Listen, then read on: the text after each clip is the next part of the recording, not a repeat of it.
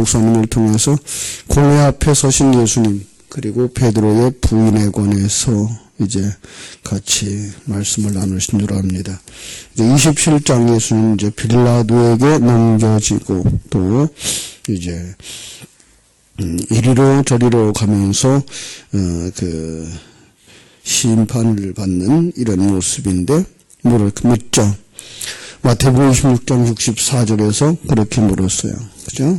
뭐라고 묻느냐면 예수께서 63절 예수께서 침묵할 시간을 대제사장이 이르시되 내가 너로 살아계신 하나님께 맹세하게 하노니 네가 하나님의 아들 그리스도인지 우리에게 말하라. 그랬더니 예수가 대답을 해 뭐라고? 내가 말하였느니라.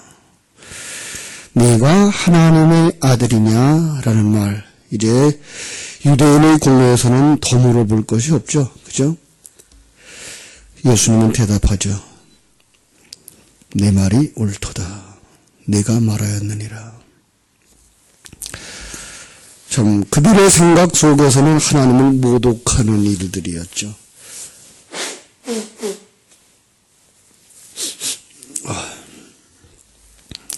예수를 죽여야 마땅한 죄인이라고 보는 거죠. 인간이 하나님을 자기 친아버지로 여기는 것은 하나님과 동등된 것으로 여기는 것.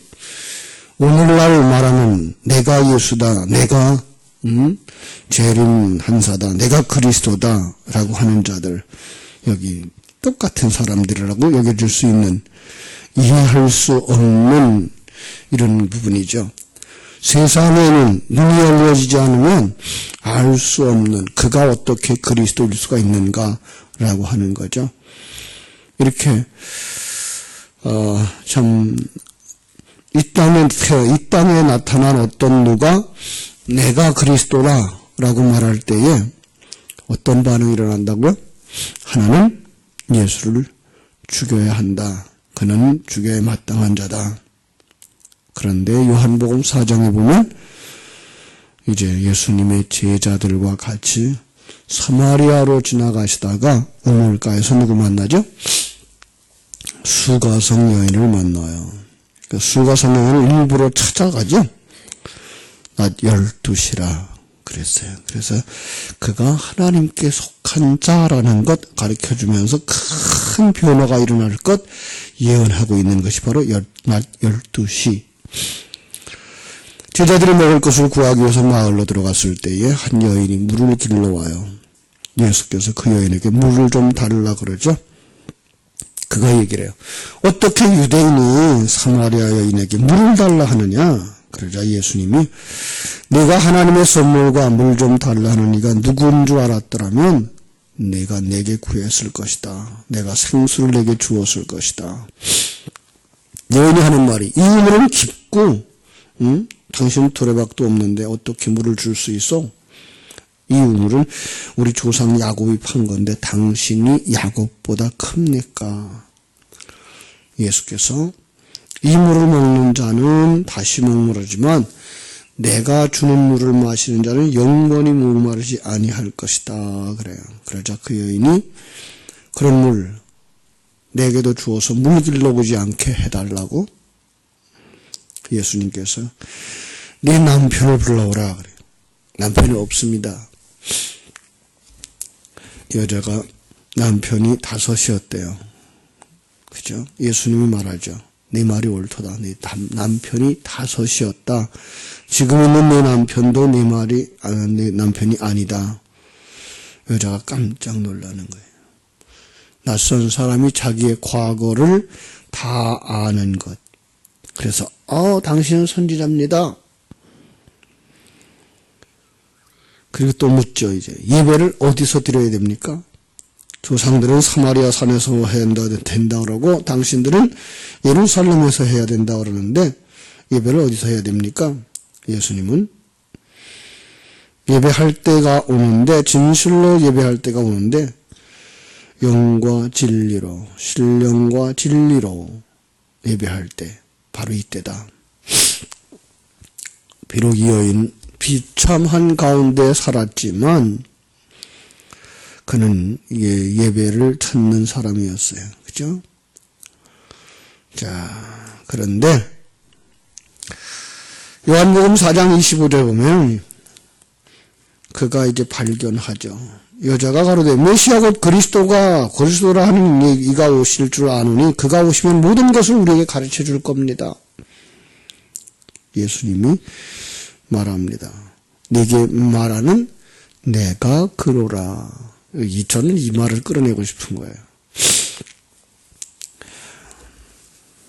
종교인들 앞에서 예수가 그리스도라고 말했을 때 그들은 그 예수를 죽여야 된다고 생각을 하는 반면에 진리를 사모하는 이 가운데에 예수가 그리스도인 것을 발표되어졌을 때 그는 그 앞에서 거듭난 자로 바뀌어져요. 그래서 예수님이 메시아라고 하는 그 소리를 들은 여인은 물동이도 내버려두고 동네로 가서 자신이 행한 모든 일을 아는 분을 만났다라고 전파하는 모습을 우리가 볼 수가 있습니다. 정말 그리스도를 만나면 자신의 과거의 모든 부끄러움도 아무것도 아닌 것이 되는 겁니다. 그렇습니다. 진정으로 하나님을 아는 자, 정말 하나님의 그 은혜를 아는 자들, 하나님이 얼마나 크신 분이며 하나님이 나를 어떻게 사랑하시는지를 아시며 모든 것을 합력하여 선을 이루시는 그 하나님에 대하여 알면 지나간 과거가 나를 여기까지 인도하신 하나님의 손길이었구나로 깨달아져서 감사하게 되고 감격하게 되는 겁니다. 물론 삶의 변화가 오겠죠. 창녀였다면 거기서 나올 것이고 죄수라면 거기서 나오겠죠. 더 중요한 건 하나님의 영광을 드러낼 수 있는 사람으로 바뀐다는 거예요. 자, 그런데 지금 우리가 마태복음 26장에 계속 살펴보고 있는 이 상황은 어때요? 대제사장들, 서기관들, 바리새인들, 그들이 주축이 되어서 유대인의 그 최고의 의결기관이라고 하는 공의회에서 예수님이 그리스도라고 답변을 하자 더 물어볼 것도 없다. 죽이자. 이렇게 되는 거예요. 여러분, 예수가 그리스도라고 하는 사실이 이렇게 두 가지로 대비되는 결과를 낳아요. 그런데 이 죄목으로는 빌라도에게 고소를 할 수가 없어요. 종교적인 문제는 공회에서 알아서 처리하도록 했어요. 그러니까 예수를 죽이려고 하면 로마의 재판을 받아야 해요. 그 얘기가 지금 쭉 진행되고 있고요.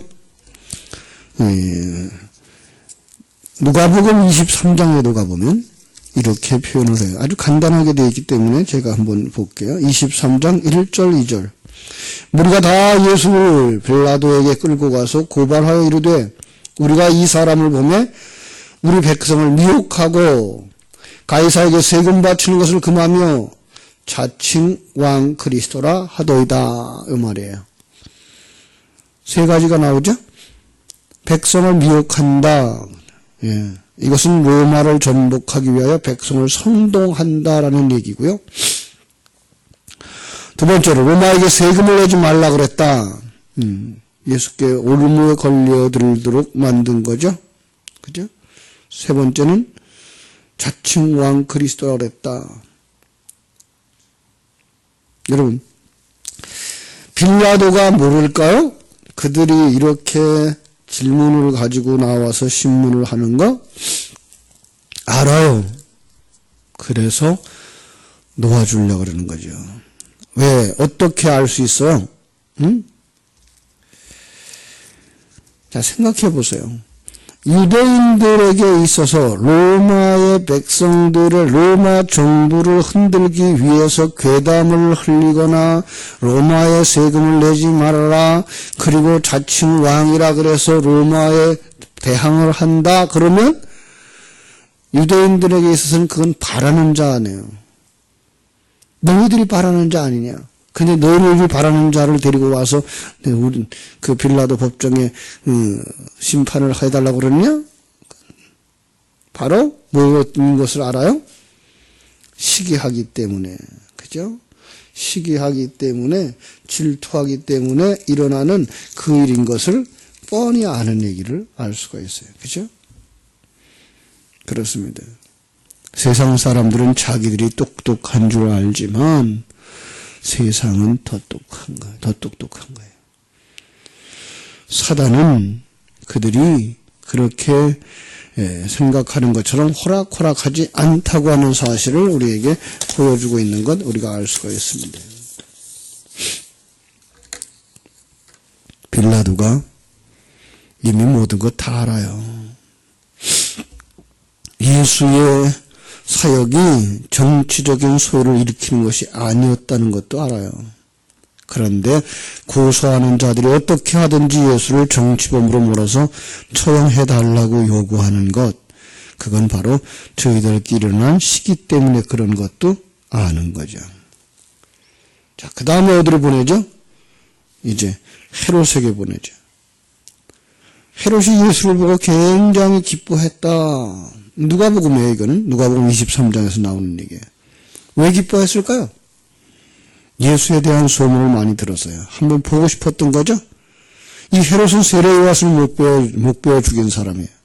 그런데 세례 요한이 죽고 나서 예수님의 사역을 하실 때에 세례 요한이 다시 살아났는가 하면서 두려워하기도 했어요. 그래서 만나고 싶었는데 예수를 만나게 되자 무슨 이적을 행할 것을 기대했어요.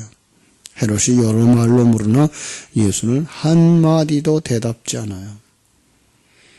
그래서 대제사장들과 서기관들이 여기서도 힘써서 고소합니다. 헤롯이 아무리 물어도 예수님은 한마디도 대답지 않으셨습니다. 유대인들, 바리새인들, 사두개인들, 똑똑한 사람들, 잘난 사람들, 우리말로 말하면 1%에 속하는 사람들. 유대인의 공회에 속한 사람들이 하나님을 위하고 민족을 위한다는 이름으로 진정한 하나님을 처형하는 일에 한마음이 된 거예요.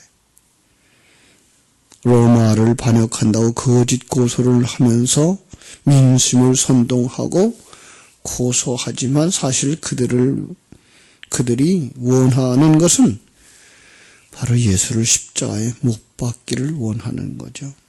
그죠? 결국은 헤롯에게 갔지만 헤롯도 죄를 찾지 못하고 다시 빌라도에게로 돌려보냅니다. 그때에 오늘 말씀 중간을 보죠. 27장 어디죠? 19절. 총독이 재판석에 앉았을 때 그의 아내가 사람을 보내어 이르되 저 옳은 사람에게 아무 상관도 하지 마옵소서. 오늘 밤에 내가 그 사람을 인하여 애를 많이 태웠나이다 하더라. 죽여달라고 하는 이런 유대 종교인들의 요구와 함께 반대로 죽여서는 안 된다. 네. 하나님은 이렇게 하나님의 일을 방해하는 자들을 보내요. 자, 왜 제가 이걸 하나님의 일을 방해하는 자라 그러죠? 예수님은 6월절에 돌아가셔야 돼요. 네. 정당하게 어떤 이유가 돼서든지 예수님은 백성들의 모든 죄를 지고 돌아가셔야 돼요. 성경에서 계속 말하고 역사가 말했던 그 6월절 어린 양으로서 돌아가셔야 돼요. 그걸 방해하는 것은 오히려 하나님의 일을 방해하는 거예요. 이게 참 묘한 일이죠? 그렇습니다. 역사 속에서의 이 여인은 지금 하나님의 일을 방해하러 나오는 거예요. 역사 속에서 이 빌라도, 헤롯 다 뭐예요? 어떻게 하든지 예수의 일을 방해하라고 하는 거예요. 그런데 하나님은 그들의 방해에도 불구하고 그 6월절에 돌아가시도록 일을 진행시키고 있는 모습을 보게 됩니다. 여기에 하나님의 큰 계획을 우리 인간의 눈으로 볼 수가 없어요. 판단할 수가 없어요. 알아낼 수가 없어요. 우리는 보통 그렇게 생각해요. 사람이 이 세상에서 건강하게 살고 평안하게 살고 오래 사는 것이 복이라고 생각을 하고 있지만 하나님은 그 속에서 자기 백성들을 부인시켜 간단 말이에요. 약한 자리로 내려몰고 병든 자리로 내려몰고 부족한 자리로 내려몰아서 나는 아무 힘이 없는 자구나. 정말 하나님을 바라다 보지 않으면 내가 가치가 없는 자구나. 하나님이 내게 생명을 부으시지 않으면 나는 아무것도 할 수 없는 자구나. 그걸 깨달아 알게 하시는 거예요. 그래서 하나님 앞에 나와 무릎 꿇게 만들고 하나님 당신이 진정한 내 생명의 주인입니다 까지 이끌고 가시는 것이 하나님의 일이에요. 이걸 세상의 관점을 가지고서 아무리 설명을 해도 설명이 안 돼요. 여러분, 신령한 눈이 열려지기를 주님의 이름으로 축원합니다. 눈이 열려지셔야 하나님의 일하심이 보여요. 하나님의 일하심을 보면 바로 우리가 옛사람이 무너져가고 옛성전이 무너져가고 여러분의 수치를 가렸던 무화과 나무 잎사귀가 부서져서 수치가 드러나는 거예요. 그때에야 신령한 눈으로 보여지는 가죽의 옷이 입혀지는 것이고 그때에야 바로 새 사람으로 완성되어지는 것이고 그때야 새 성전으로 완성되어지는 거라는 거예요. 이걸 볼 수 없으면 우리는 세상의 눈, 세상의 가치관, 세상의 판단 기준을 가지고서 착한 사람, 덕망 있는 사람, 잘난 사람이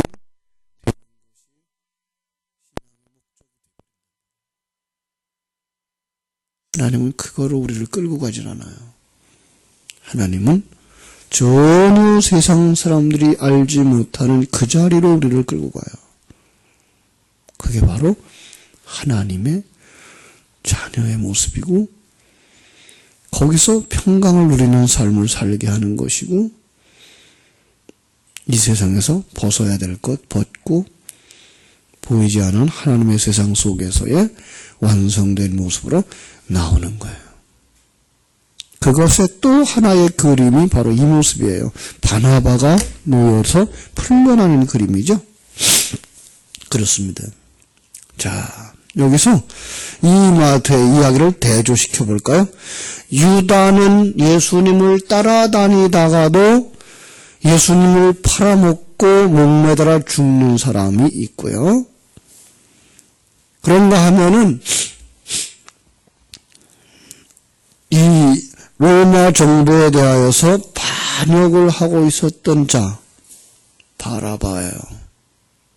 여러분, 지금 이거를 세상 사람의 눈으로 보면 이 바라바는 어떤 사람이에요? 강도예요. 굉장히 사람들을 해하는 그런 사람이었어요. 그래서 이 빌라도가 이런 생각을 한 거죠. 이렇게 악하고 나쁜 놈과 이 예수를 대조해서 너희들이 누구를 달라 그러냐? 그러면 반드시 저 사람들은 예수를 달라 그럴 거다. 그래서 예수를 풀어주고 싶은 거예요. 그 부인까지도 와서 내가 꿈에 그 사람 때문에 애를 많이 먹었는데 그 사람 절대 해하지 마라 라고 얘기까지 했기 때문에 지금 뭔가 풀어놓고 싶은 거예요. 그래서 큰 죄인과 이 예수를 대조시켜서 야, 너희들 누구 풀어주면 좋겠냐? 6월절에는 풀어주는 풍습이 있는데 이것도 상징이에요. 6월절에는 어린 양이 죽으면 누군가는 살아나야 되는 그런 그림인데 누구 풀어줬으면 좋겠냐 그랬더니 백성들이 뭐예요? 만장일치로 바나바요 그래요. 바나바요. 참 우리가 이해할 수 없는 상황이죠? 그런데 우리는 이제 영적인 눈이 열려지면 이게 보여요. 바나바가 누구예요? 로마 정부에 정말 그 반역을 하고 그 로마 정부와 하나 되어져 있는 자들을 해하는 자들. 사단과 대적하고 사단과 한물이 되어진 옛사람을 해하는 자예요, 여기서. 그래서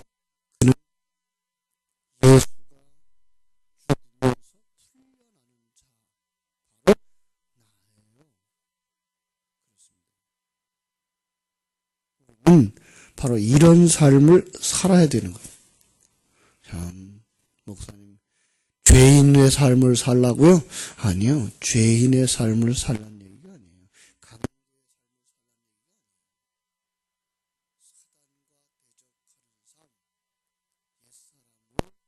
사단과 대적하는 삶, 그 삶을 사는 자가 예수의 죽음으로 말미암아 풍요로운 자이기 때문에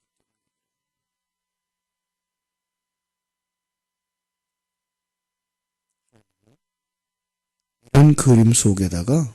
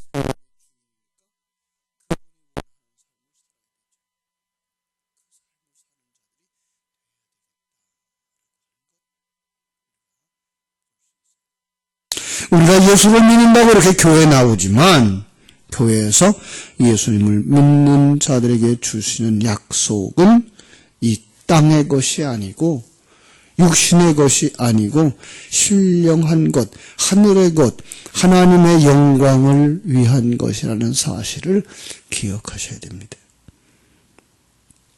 그렇습니다. 오늘도 참으로 우리는 어리석은 가룟 유다처럼 목매달아 죽지 말아야 돼요. 자기를 해하는 자 되지 말게 해주시고 우리는 우리 위하여 오신 예수 그리스도로 말미암아 살아난 자임을 알고 주어진 그 환경 속에서 끝까지 주님과 함께 나아갈 때 그 사람이 바나바처럼 온전히 풀려나게 될 줄로 믿습니다. 기도하겠습니다. 하나님 우리 아버지 그 신은혜와 사랑을 감사하고 감사합니다. 예수님이 유월절 어린 양으로 십자가에 못 박혀 우리에게 생명과 진리의 말씀을 전해 주시고 가시기 위해서 그 길을 가고 있을 때 사단은 여러 모양으로 다가와서 예수를 그 십자가에 못 박고 죽는 일을 가로막게 됩니다. 그러나 하나님의 계획은 예수를 유월절 어린 양으로 받으시는 것이셨습니다. 그래서 그 일을 하나하나 진행시켜 나가고 있습니다. 예수님이 죽음으로 말미암아 바나바가 살아나는 그림을 그려내시기 위해서 오늘도 우리의 삶 속에서 일어난 일들이 세상 사람들의 눈에 비춰질 때는 이렇게 이해될 수 없는 그림일 수 있습니다. 그러나 신령한 눈이 열려진 사람들은 예수님과 함께 십자가에 못 박혀서 예수님과 함께 빌라도에게 헤롯에게 재판을 받고 평가를 받고 세상에서 가장 악하게 여겨지는 그 형틀, 그 십자가에서 죽어가야 되는 우리의 모습을 여기서 볼 수 있는 눈들이 있습니다. 바로 지금 예수님은 우리들을 품으시고 각 사람이 지고 가는 십자가를 대신 지시고 함께 지시고 자기를 부인하게 하시며 그리고 하나님의 사람으로 완성시켜 가시는 그 일에 어떤 누구도 방해하지 못한다고 하는 사실을 가르쳐 주시니 감사합니다. 정말 예수 생명을 가진 사람들은 바로 이 길에서 결코 후퇴하지 아니하며 주님과 함께 이 길을 좁은 길이지만 험한 길이지만 사망의 음침한 길이지만 포기하지 아니하고 이 길을 간다고 하는 사실, 하나님이 가도록 만드신다고 하는 그 사실을 깊이 묵상할 수 있는 이 새벽 되게 하여 주시옵소서. 세상의 눈으로 보지 말게 하시고 세상의 눈으로 판단하지 말게 해주시고 정말 신령한 눈이 열려서 오늘 이 사건 속에다가 심어주신 하나님의 진리의 말씀을 보고 자신의 삶을 그 주님과 함께 십자가 지고 가는 그 모습으로 그려낼 수 있는 복된 성도들이 다 되게 하여 주시옵소서. 그래서 주님과 함께 십자가를 지고 주님과 함께 영광의 길까지 가서 완성되는 것을 소망하며 하나님이 허락하신 이 환경이 바로 우리들을 십자가로 이끌고 계신 사실인 것을 보면서 그 속에서 찬송할 수 있을지언정 어리석게도 십자가를 내 동댕이 치고 도망가거나 가룟유다처럼 자기 목을 베는 어리석은 자들이 되지 않도록 하나님 우리 모두에게 신령한 눈이 열려지게 하여 주시옵소서. 오늘 하루의 삶도 온전히 주님께 부탁드립니다. 이제 구정 명절을 준비하는 손길들이 바쁜데 그 순간순간에라도 하나님이 나와 함께하고 계시며 나와 함께 십자가 지를 가신다는 사실을 잃어버리지 말고 묵상할 수 있는 저희들 되게 하여 주시옵소서. 오늘 하루의 삶도 주님께 부탁드리며 거룩하신 예수님의 이름으로 기도하옵나이다. 아멘. 하늘에 계신 우리 아버지요